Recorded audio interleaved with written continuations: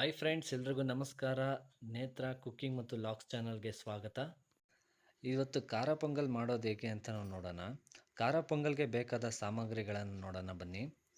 ಖಾರ ಪೊಂಗಲ್ಗೆ 1 ಕಪ್ ಅಕ್ಕಿ, 1 ಕಪ್ ಹೆಸರುಬೇಳೆ, 2 ಟೀ ಸ್ಪೂನ್ ಎಣ್ಣೆ, 1 ಟೀ ಸ್ಪೂನ್ ಜೀರಿಗೆ, 1 ಟೀ ಸ್ಪೂನ್ ಖಾರದ ಮೆಣಸು, 4 ರಿಂದ 5 ಮೆಣಸಿನ್ಕಾಯಿ, 3 ಈರುಳ್ಳಿ, 2 ಟೀ ಸ್ಪೂನ್ ತುಪ್ಪ, ಅರ್ಧ ಕಪ್ ತೆಂಗಿನಕಾಯಿ ಚೂರು, 10 ಗೋಡಂಬಿ, ಅರಿಶಿಣ ಮತ್ತು ರುಚಿಗೆ ತಕ್ಕಷ್ಟು ಉಪ್ಪು. ಬನ್ನಿ ಸ್ನೇಹಿತರೆ, ಈಗ ಖಾರದ ಪೊಂಗಲ್ ಮಾಡೋ ವಿಧಾನ ಹೇಗೆ ಅಂತ ತಿಳ್ಕೊಳ್ಳೋಣ. ಮೊದಲಿಗೆ ಏನು ನೀವು ಬಟ್ಲುಗಳಲ್ಲಿ ತೆಗೆದುಕೊಂಡಿರ್ತಕ್ಕಂಥ ಅಕ್ಕಿ ಮತ್ತು ಹೆಸರುಬೇಳೆ ಏನಿದೆ ಅದನ್ನು ತೊಳೆದು ಇಟ್ಕೋಬೇಕು. ನಂತರ ಅಕ್ಕಿ ಮತ್ತು ಹೆಸರುಬೇಳೆಯನ್ನು ಕುಕ್ಕರ್ಗೆ ಹಾಕ್ಕೊಳ್ಬೇಕು. ಅಕ್ಕಿ ತೆಗೆದುಕೊಂಡಿರುವ ಏನು ಬಟ್ಲಿದೆ ಆ ಬಟ್ಲಲ್ಲೇ 2 ಬಟ್ಲಿನಷ್ಟು ನೀರನ್ನ ಸೇರಿಸ್ಕೊಳ್ಬೇಕು ಮತ್ತು ರುಚಿಗೆ ತಕ್ಕಷ್ಟು ಉಪ್ಪನ್ನು ಹಾಕ್ಕೊಳ್ಬೇಕು. ಈಗ ಕುಕ್ಕರ್ ಲಿಡ್ನ ಮುಚ್ಚಿ 2 ವಿಸಿಲ್ ಆಗೋವರೆಗೆ ಕಾಯ್ಕೋಬೇಕು.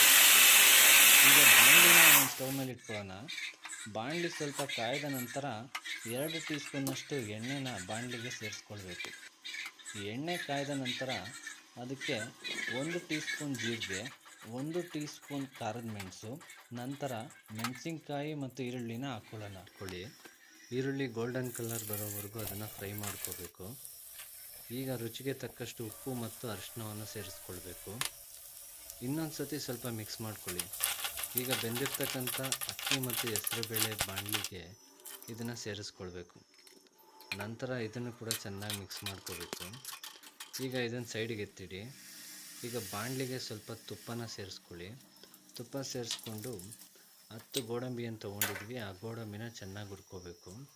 ಹುರ್ಕೊಂಡಾದ ನಂತರ ಈ ಬಾಣಲಿಲಿ ಇರ್ತಕ್ಕಂಥ ಗೋಡಂಬಿ ಮತ್ತು ತುಪ್ಪದ ಮಿಶ್ರಣ ಏನಿದೆ ಇದನ್ನು ಖಾರ ಪೊಂಗಲ್ ಏನಿದೆ ಅದಕ್ಕೆ ಸೇರಿಸ್ಕೊಳ್ಬೇಕು. ಅದಕ್ಕೆ ಸೇರಿಸ್ಕೊಂಡಾದ ನಂತರ ಅದನ್ನು ಚೆನ್ನಾಗಿ ಮಿಕ್ಸ್ ಮಾಡ್ಕೊಳ್ಳಿ. ಮಿಕ್ಸ್ ಮಾಡ್ಕೊಂಡ ನಂತರ ಒಂದು ಘಮ ಘಮ ಅಂತ ಸ್ಮೆಲ್ ಬರುತ್ತೆ. ಈಗ ನಿಮ್ಮ ಖಾರ ಪೊಂಗಲ್ ಸವಿಯಲು